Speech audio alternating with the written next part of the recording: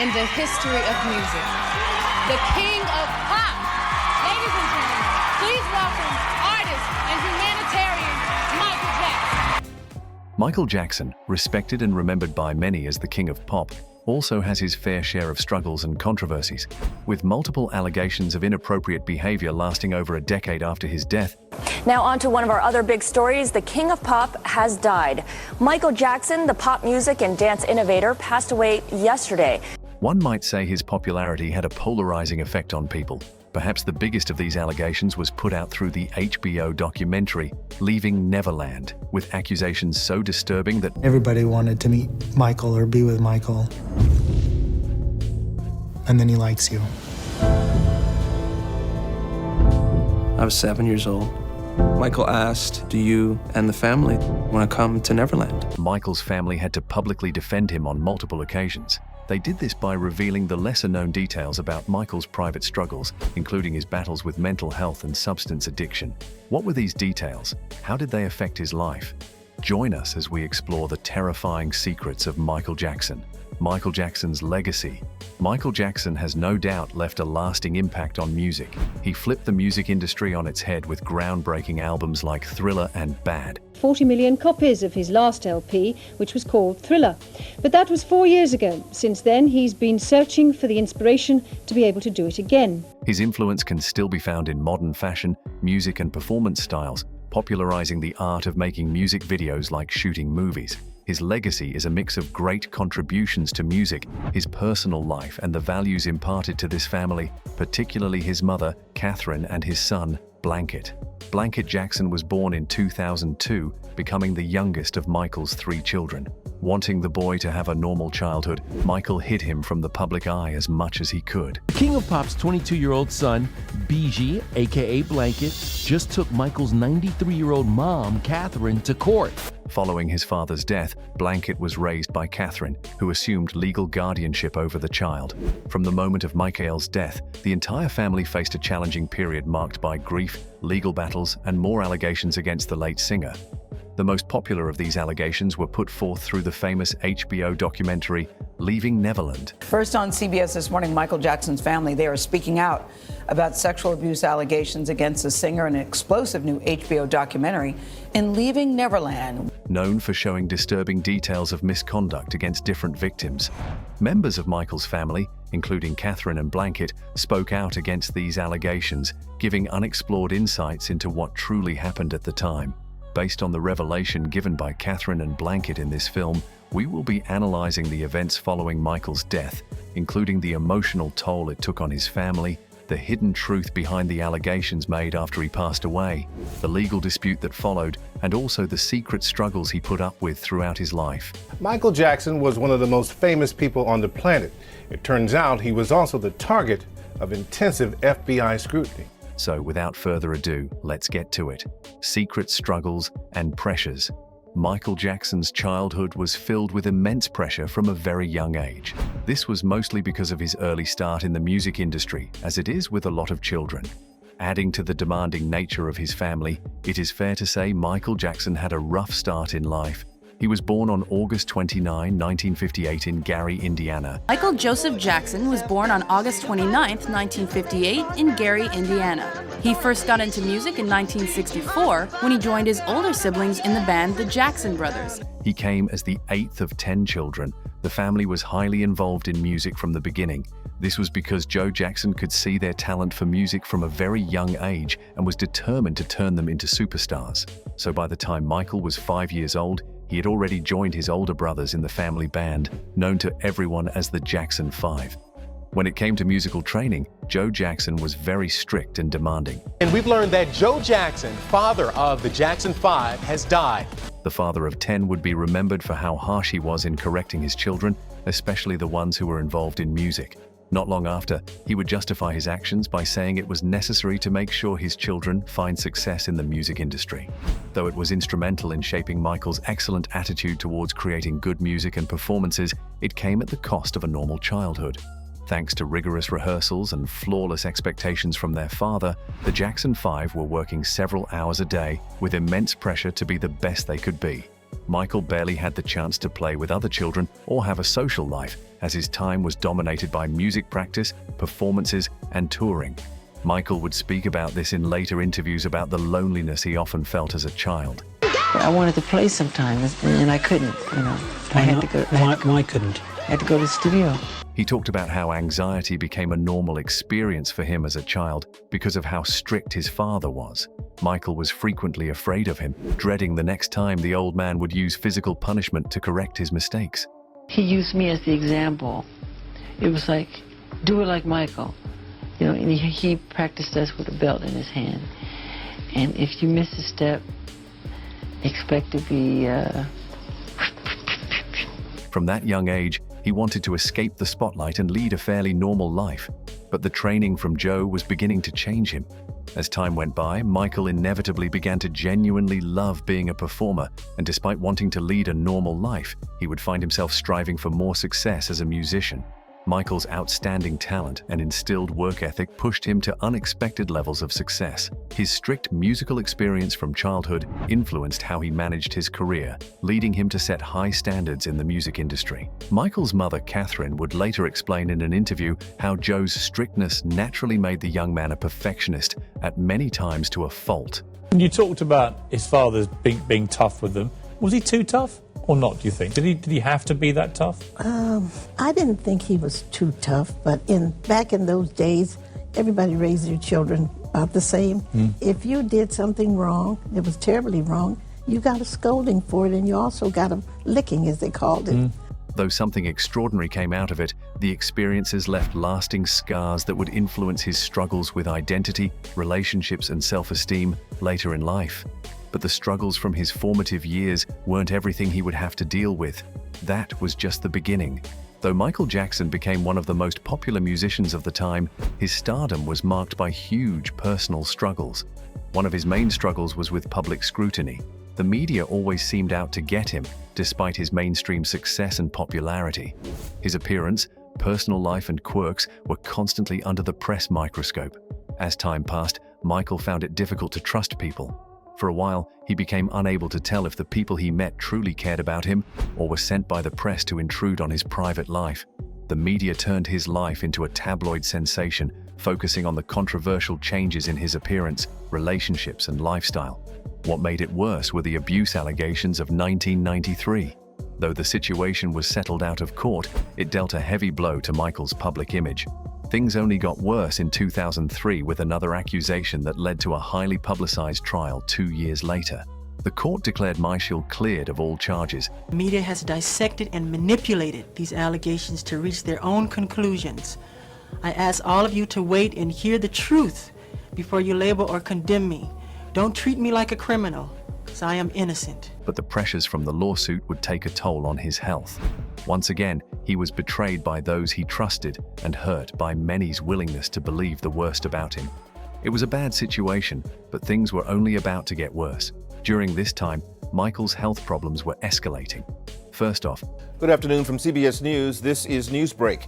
Pop star Michael Jackson reportedly has been rushed to a Los Angeles hospital. In 1986, Michael was diagnosed with lupus, an autoimmune disease known for causing joint pain, tiredness, and the famous vitiligo, known for making him lose huge patches of his dark skin to a lighter color. To address this, Michael used makeup and skin lightening treatments to even out the tone. This only led to more scrutiny, with some critics making uninformed accusations about Jackson's change in appearance.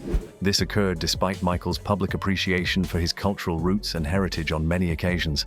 Other health issues he experienced include chronic pain and insomnia. Michael just had this chronic inability to sleep. I mean, I knew, having worked in the media for years, that he had a difficulty with it. I had no idea of how bad it was.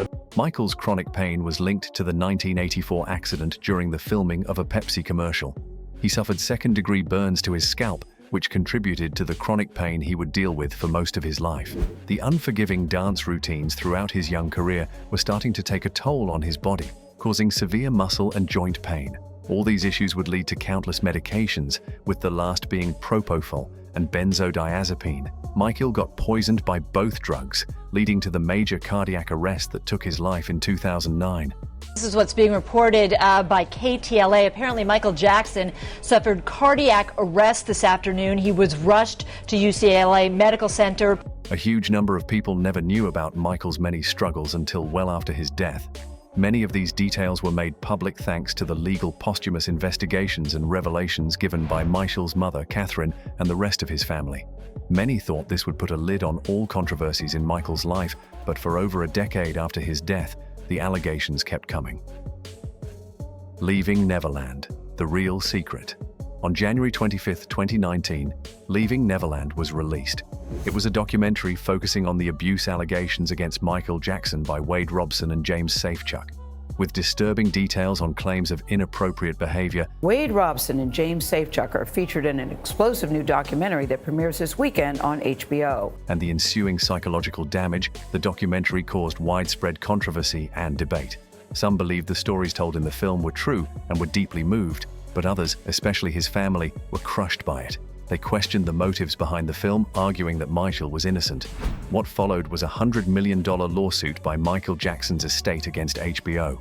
It claimed that the documentary violated an agreement within a contract in 1992 between Michael and the network. Reports indicate that HBO had agreed through the contract not to make bad public remarks about the late singer, and airing this documentary went against that agreement. Later that year, the judge declared that the case must be moved outside of court, as the contract demanded. This meant that HBO and Michael's estate had to resolve things through a private arbitration. As of now, the process has still not been resolved, but is still ongoing with various motions and appeals. Both parties refused to back down, with the estate arguing that airing the documentary broke the agreement, while HBO argues that releasing the documentary is a part of free speech. Michael Jackson's family has repeatedly defended him against the allegations present in the documentary. They describe the documentary as public lynching, criticizing the filmmakers for not taking an objective approach. First on CBS this morning, Michael Jackson's family, they are speaking out about sexual abuse allegations against the singer in an explosive new HBO documentary, In Leaving Neverland. They argue that HBO should have asked them about their perspective and included it in the documentary. Their perspective, they believe, was a lesser-known aspect of Michael's life that was not explored enough in the film. While the documentary focused too much on the allegations, it failed to look into Michael's battles with these issues and how they impacted his behavior and decisions. Recent disclosures from the family indicate that Michael must have suffered from bipolar disorder, known for his extreme mood swings, erratic behavior, and the intense periods of creativity, followed by his lowest moments. Unknown to most viewers of the film, Michael's documented addiction to prescription medications was partly a result of the physical pain he endured from injuries and surgeries, also using it as a coping mechanism for his emotional pain. His over-reliance on these substances is what made his mental issues worse, leading to impaired judgment and behaviors that could be exploited by those around him. While the public saw Michael as a perfect figure, his private life was marked by struggles with huge problems. This adds more complexity to the narrative presented in the documentary, showing how Michael's vulnerabilities were exploited by the filmmakers to make him look evil. According to Catherine and others close to him, the film failed to consider Michael's mental health when evaluating his behavior and documenting the claims made against him. Tonight, the Jackson family firing back, saying explosive claims of sexual abuse in the film Leaving Neverland never happened. The documentary had a polarizing effect on the audience, with some fans reconsidering what they believed about Michael while others remained steadfast in their support of him. In light of all this, Michael's youngest son, Blanket, known as Biggie, has also been making headlines, particularly in his opposition to his grandmother, Catherine. What is this tension about? What events led to it? Well, this is where it gets interesting. The silent Jackson. Michael's youngest son, Blanket Jackson, has often been called the quiet Jackson because of how much he avoids staying in the limelight compared to his siblings. He has maintained a low profile and rarely makes public appearances, but there have been a few instances when the silent Jackson's actions made headlines. One of these moments was shortly after the release of the HBO documentary. Taj Jackson, a close relative, talked about this in an interview. He described this period as especially hard for Biggie, who had not talked to anyone while struggling with the attacks on his father's legacy. More recently, Biggie has once again come to the limelight by getting involved in legal disputes concerning the management of Michael Jackson's estate. It came to his notice that his grandmother Catherine had been using money from the estate for various legal matters. In a tangled legal skirmish within the Jackson family, Michael Jackson's youngest son, Blanket, also known as BG Jackson, has taken a stand against his grandmother, Catherine Jackson, including actions taken against the allegations mentioned in the Leaving Neverland documentary. This included the huge legal fees for public relations efforts and legal representation required for countering these claims. Aside from this, Catherine was also getting involved in legal battles concerning the sale of Michael's music, his other assets, and the overall management of the estate's finances. More legal fees were also needed in efforts to ensure proper financial oversight and transparency on how the funds have been used over the years. Catherine Jackson has done this largely to protect her grandchildren's assets and make sure Michael's assets are managed in a way that aligns best with his wishes. Despite this, Biggie filed legal papers to block his grandmother from using estate funds. The estate reports that Catherine Jackson had received over $55 million since her son died. The estate filed legal documents in their dispute with Catherine over the cost of her lawyer's fees. She expects the estate to pay for it. They claim that a significant amount of the money Catherine has spent since Michael died comes from a monthly allowance of over $160,000, adding up to 33 out of the $55 million in over 10 years. The latest filing by the estate claims that Catherine is well taken care of by the estate, spending more than $15 million to buy and improve her home, along with fees for transportation, a private gardener, a chef, and security. Both Biggie and the estate executors argue that Catherine can afford her attorney's fees and does not need to use money from the estate to do it. Despite their disagreement, Biggie and his grandmother agreed not to sell the property. They only differ on her usage of the estate's funds to fix legal issues. Biggie's attorneys reported that Biggie wanted to keep the whole thing a secret, not wanting the world to know he was in a legal battle with his grandmother. Michael Jackson's family is in the midst of an ongoing legal battle. The King of Pop's son, BG Jackson, formerly known as Blanket, is taking his grandmother Catherine to court in an effort to prevent her from using his late father's estate funds to appeal a previous ruling. But keeping it secret meant it couldn't have been presented in court, making the legal dispute pointless to begin with. Michael's other children had their positions on the matter, but chose to keep it secret.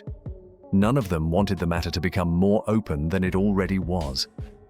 Aside from this, Biggie has also voiced his desire to honor his father's legacy, reflecting his passion for climate change.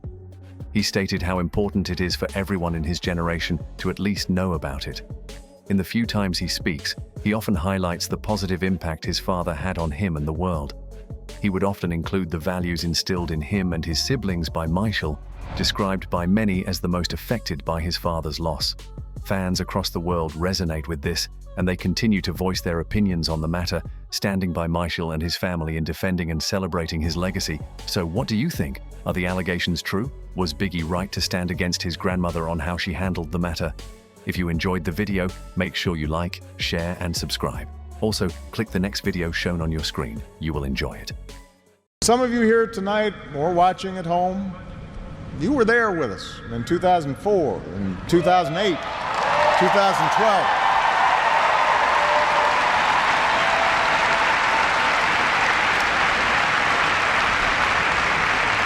Maybe you still can't believe we pulled this whole thing off.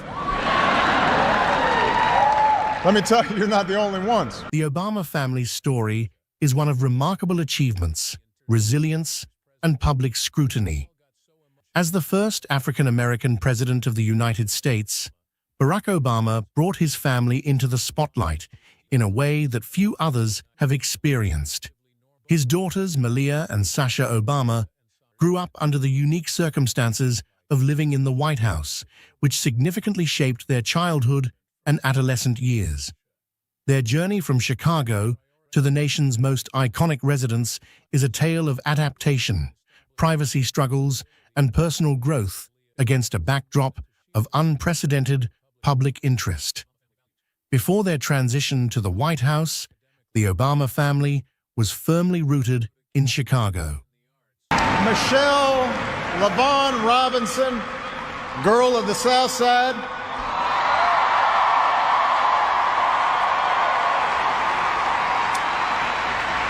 For the past 25 years, you have not only been my wife and mother of my children, you have been my best friend.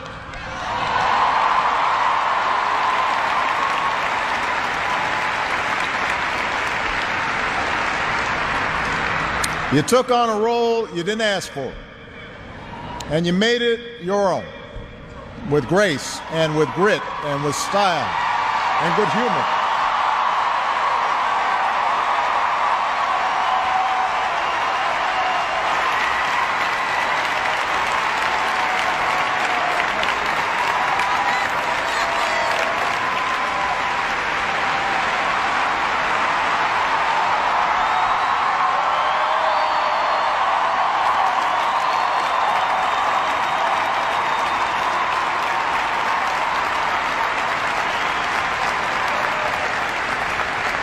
You made the White House a place that belongs to everybody.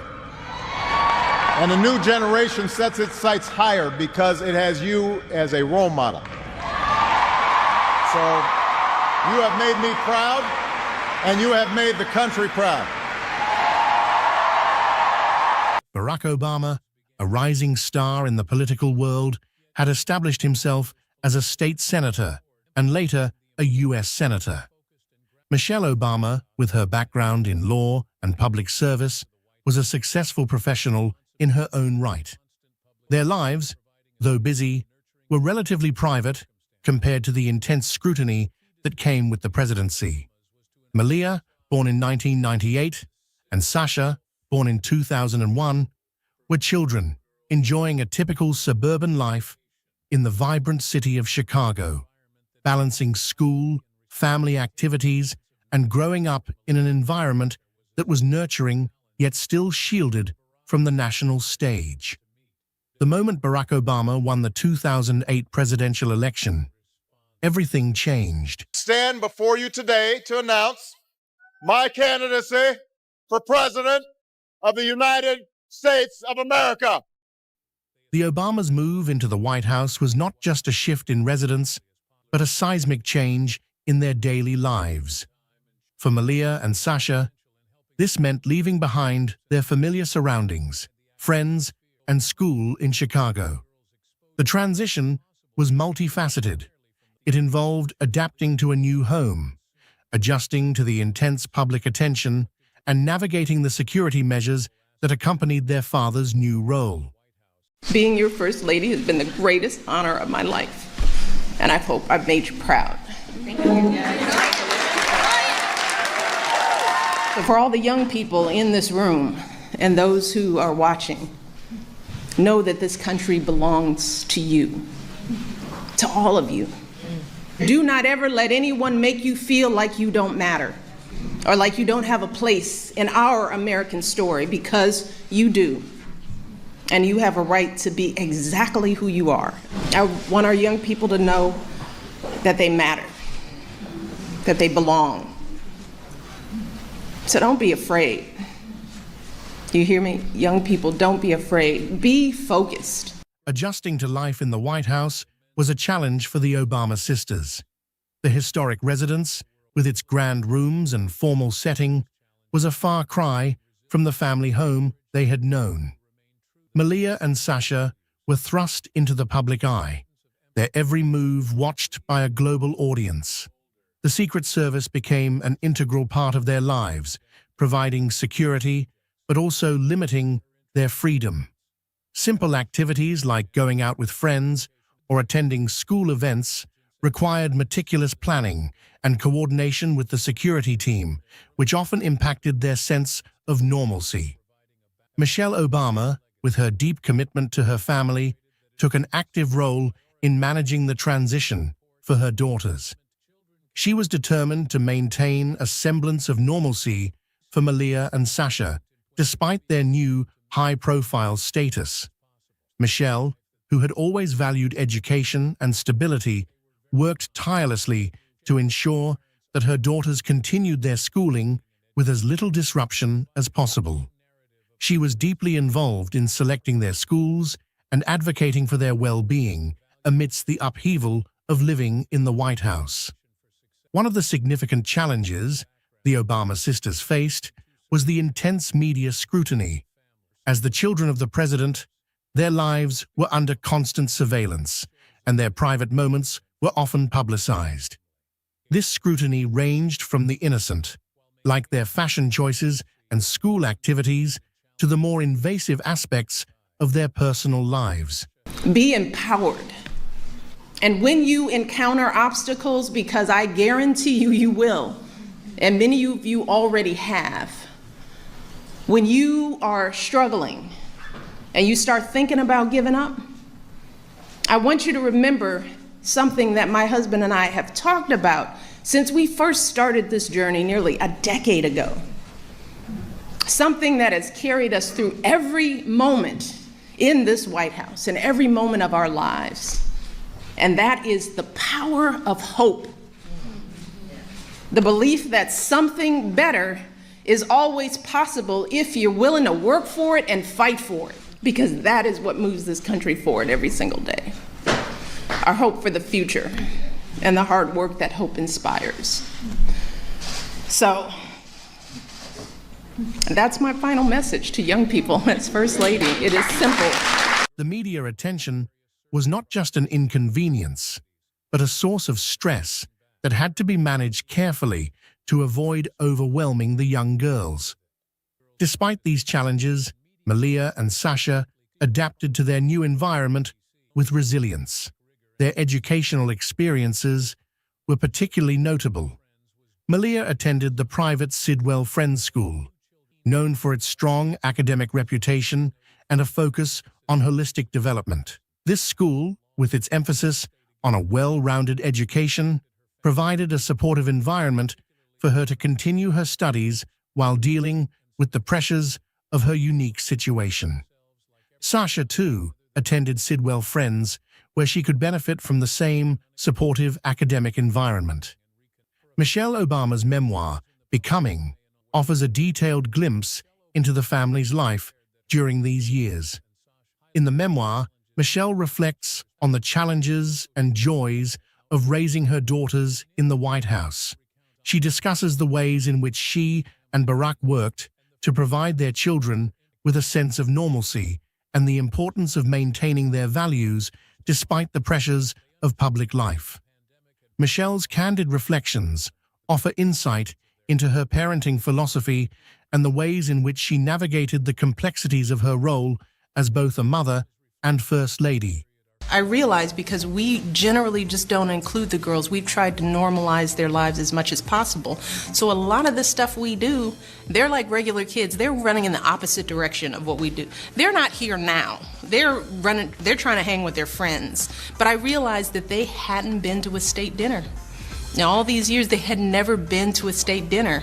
So I thought, you know, when they look back on this time, when they are talking to their kids and they're like, Mom, did you ever go to a state dinner? And they'd say no. I would feel pretty bad about that. So we thought we're going to invite them to one, and they got to do the, big girl dress-up thing. One of the more publicized aspects of the Obama sisters' lives was their involvement in various public events. They attended state functions, participated in charitable activities, and occasionally made appearances with their parents. These public moments, while often well-received, also added to the pressure of growing up in the spotlight. Malia and Sasha were not merely passive participants in these events. They were active, engaging individuals who navigated the complexities of their roles with a remarkable degree of grace. Malia's gap year, a period before she began her studies at Harvard University, was a particularly notable chapter in her life. To sit through the other inauguration,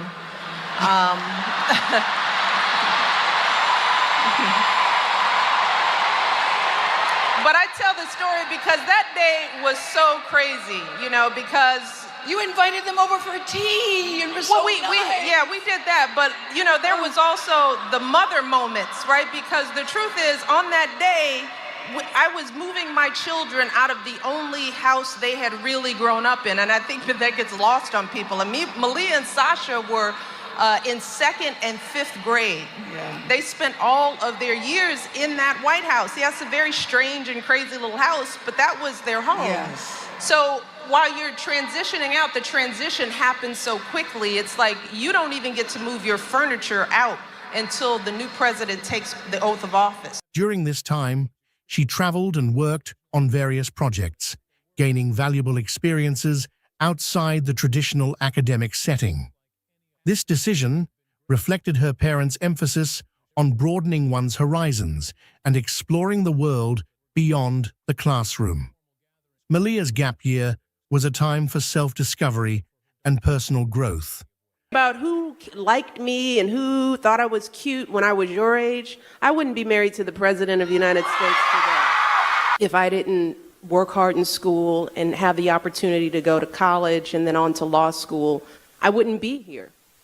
So I think it's imperative, and it is part of my passion and my mission to make sure that every girl on the planet has the same opportunity that I've had, that my daughters have. And I want to make sure that all of you here in the United States are taking advantage of the opportunities that you have as well. I want you to be that hungry to get your education because it is going to be the key to your future. Allowing her to step back from the intense public scrutiny and focus on her own interests and aspirations. Sasha's experiences, though less publicized, were also marked by significant personal development. Her transition to college life at the University of Michigan marked another milestone in her journey. What you'll come to realize one day is that you're only seeing what you lack, and not everything that your story has given you. His absence will hit you like a rock. It'll cause you to rethink everything about yourself and your future.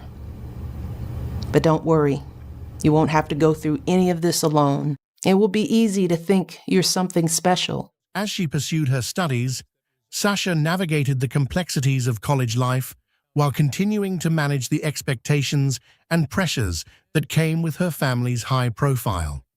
The Obama family's legacy is a significant factor in understanding Malia and Sasha's experiences. Growing up in the White House provided them with unique opportunities, but it also came with significant challenges. And you always will be. And I can't wait for you to see that. Learn that even the best relationships take work. But that's okay. That's normal. And it's what gives your partnership its strength. The values instilled in them by their parents, the emphasis on education, and the need for personal resilience shaped their approach to life and their future ambitions. The Obamas' legacy, encompassing their achievements, challenges, and personal values, has left an indelible mark on Malia and Sasha, influencing their paths as they move forward into adulthood. You can barely process it. Yet you'll still struggle to find a balance between your family, your husband's rising career, and your own sense of self. Be patient. You'll get there. And just when you think you've done it, the four of you will be shot out of a cannon into the unknown, but have so much to offer the world.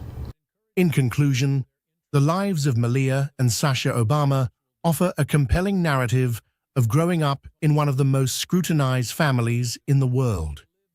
Their experiences reflect the broader challenges of balancing public life with personal growth, the impact of parental values, and the resilience required to navigate such a unique upbringing. The Obama sisters' journey from their early years in Chicago to their time in the White House and beyond is a testament to their strength and adaptability. Their story, shaped by their family's legacy and their own personal experiences, continues to resonate as they forge their paths into the future. But I am not reaching out to anyone asking for money, so please do not send money into these. Jason Momoa just revealed a shocking truth about Oprah Winfrey. Oprah Winfrey is not a new name in Hollywood. She doesn't need any introduction, as she has become one of the most successful talk show hosts. Oprah is a media mogul, a philanthropist, but everyone who seems to have had an encounter with her keeps saying behind her warm smile and inspiring words, there's this part of her we don't know about. From heated exchanges with celebrities like Angelina Jolie and Ludacris to accusations of manipulation and insensitivity. But what's more shocking now and unbelievable is what Jason Momoa, our Aquaman, disclosed about Oprah following the Maui fire incident. I wanted to inform everyone that there's been some people on Instagram pretending to be me, asking for money. You know, everything is not shown on camera. So what's really going on behind the scene? And what did Jason finally expose? Join us in this video as we share this revelation. The unbelievable revelation about Oprah Winfrey.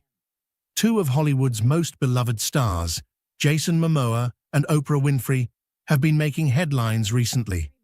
But this time, it's not for their latest projects or philanthropic efforts. Instead, it's for a shocking revelation that has left us stunned. Oprah is well known for her tough but fair interviews and has had her share of celebrity feuds over the years. Oprah's reputation has faced numerous challenges.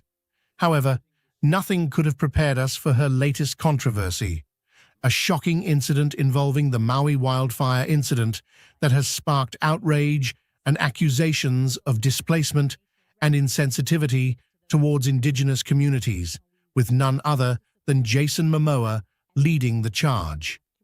The Aquaman star recently opened up about his experiences with Oprah, revealing a shocking truth that has left fans reeling. How true is this? And what exactly did Oprah do this time? Keep watching to find out. It's not a new thing for Oprah to find herself at the center of controversy and serious drama. Over the years, she has had her heated arguments with different celebrities. This is much expected. But Whitney seems to be the problem all the time. Many fans said they liked her at first, then she changed. Like in the case of Angelina Jolie, Winfrey was left surprised when Angelina refused to donate for a project. It was during her launching of Oprah Winfrey Academy for Girls in South Africa that she was expecting Angelina's support because she loves to take part in projects like that one. She was known for her humanitarian work, but surprisingly, she turned Oprah down. Many said it's because Oprah took sides with Jennifer Aniston, and Angelina happened to be with Jennifer's ex-husband. Fair enough, but their relationship has been hostile since then. Another one was with Rachel Ray. According to sources, the two had a heated exchange where Oprah allegedly accused Rachel of using racist language in a conversation. But when confronted about the incident, Rachel Ray denied ever having such a conversation with Oprah. But insiders claim that the tension between the two has been building for years, with Oprah taking issue with Rachel's use of certain language. Oprah felt that Rachel was being insensitive and dismissive of the struggles faced by people of color. The incident has left fans and the public divided, with some supporting Oprah's stance and others defending Rachel's character. We didn't even know whose side to be on anymore. One thing was certain. After these incidents, the Rachel and Oprah relationship was forever gone. Whatever they shared, that was the end. Oprah's case with Chris Pine left everyone shocked. Her reputation for speaking her mind has sometimes led to friction with some of Hollywood's A-list. One of such is with Chris Pine, the Star Trek actor known for his charming on-screen presence. Oprah and Chris had a tense encounter with Pine. Details of the encounter remain scarce, as Chris Pine has remained tight-lipped about the incident. He refuses to talk much about it. He said he didn't want to say much about it, so he wouldn't end up saying things he might regret. In all speculations and fans talking, Chris Pine has continued to maintain a dignified silence on the matter.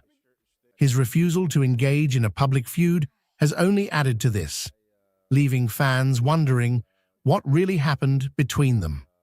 Oprah never stops to make headlines. And again, guess who left with a sour taste in his mouth in Oprah's show? It was rapper and actor Ludacris. He came on the show to promote a movie. Ludacris felt that Oprah had unfairly edited their conversation to make it seem like he was endorsing her views, while omitting his own thoughts and opinions. Ludacris was reportedly taken aback by the editing, feeling that Oprah had manipulated their conversation to suit her own agenda. Yes, it was her show, but certain things should be done properly. He said he initially came to the show to promote the film and not talk about his rapping career, but Oprah didn't seem to be going on the same path. And now, it's Jason Momoa's turn. The actor, who has been vocal about his love for his home state of Hawaii, recently spoke out about the devastating fires that have been ravaging the island of Maui. The fire that ravaged the island of Maui left a trail of destruction and heartbreak. The flames swept through the land with unrelenting force. The devastation is almost unimaginable. Homes reduced to ashes, families displaced, and livelihoods lost. The emotional toll is just as severe, with many residents struggling to come to terms with the loss of their beloved island paradise. Jason made headlines following the video he posted, telling tourists to stay away from Maui following this devastated wildfire. He emphasized the need for locals to have access to essential resources without the burden of tourists during this critical time, and surprisingly, Oprah happens to purchase a property.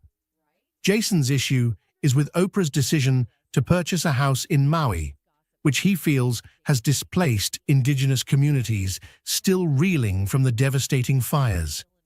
He believes that Oprah's purchase has further marginalized the native people, who are struggling to recover from the disaster. And that's not all. Jason's annoyance is also on Oprah, and Dwayne acts on camera, speaking of donating money concerning this incident. He clearly stated that it's deeply heartbreaking and disgusting to know that there are people attempting to take advantage of this tragedy.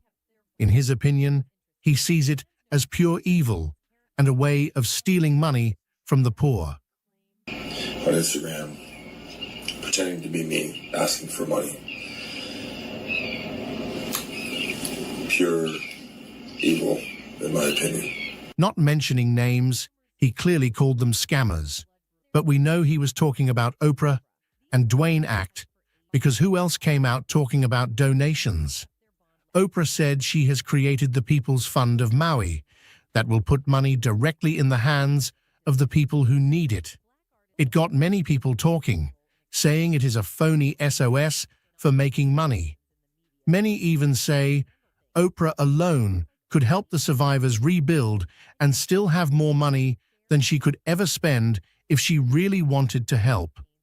This recent incident has got the public talking and even citing other incidents, including her shows, with many saying she wasn't even generous, and she had other companies and people donate the things she gave away on her shows. This controversy has shown the complex issues surrounding celebrities. Jason Momoa will continue to use his platform to bring attention to the causes he cares about, even if it means ruffling a few feathers along the way.